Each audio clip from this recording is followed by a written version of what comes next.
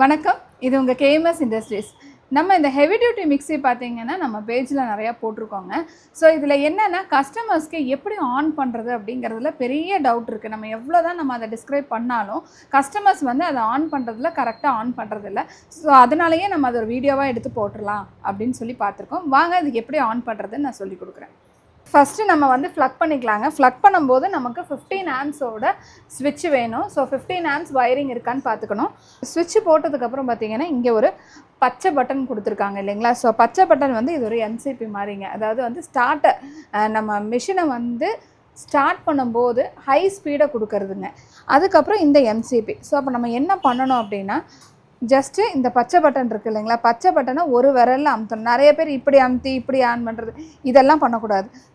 இந்த ஒரு விரலில் பச்சை பட்டன் நல்லா உள்ளே எவ்வளோ தூரம் உள்ளே அமுத்த முடியுமோ அமுத்தி பிடிச்சிட்டு இந்த பட்டனை ஆன் பண்ணிவிட்டு கை எடுத்துடணும்.